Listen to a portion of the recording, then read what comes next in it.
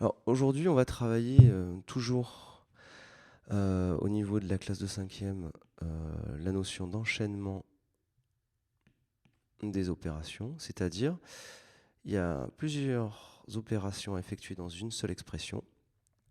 Et ici, attention, on va travailler juste avec une expression qui contient que des multiplications et des divisions.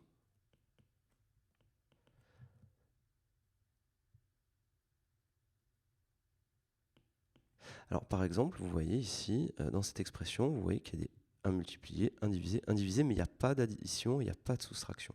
Donc quelle est la règle qu'il faut appliquer? Bien, dans l'expression A, c'est très simple. Si vous voyez que des multiplications, des divisions, vous faites tous les calculs en partant de la gauche vers la droite. 100 fois 2, ça fait 200. 200 divisé par 5, donc 100 fois 2, 200. Donc vous faites ce calcul d'abord, et après, vous continuez. Donc 100 fois 2, ça fait 200. Je l'ai recopié ici. Et maintenant, je calcule 200 divisé par 5. Alors 5 fois 4, ça fait 20. 200 divisé par 5, vous ferez la division, mais ça fait 40.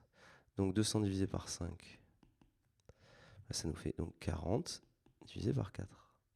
Et 40 divisé par 4, eh ben, ça fait, si vous avez 40 € et vous divisez par 4, ça fait 10.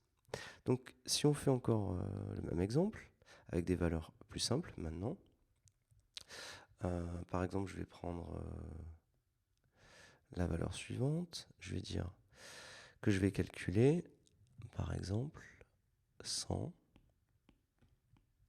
divisé par 2, divisé par 5, multiplié par 3.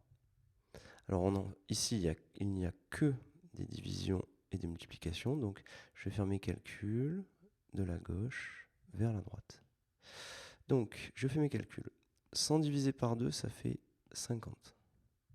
Donc, je réécris le résultat, ça fait 50, divisé, et je recopie tout ça. Et je continue à faire mes calculs. 50 divisé par 5, fois 3. Je calcule toujours de la gauche vers la droite. 50 divisé par 5, ça fait 10.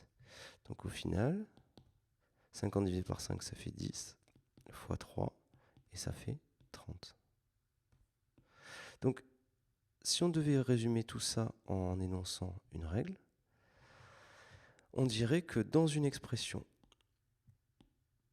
c'est ce qu'on a écrit là, ça c'est une expression. Dans une expression qui contient exclusivement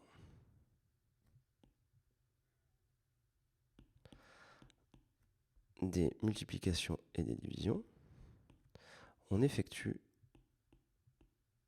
les calculs de gauche à droite.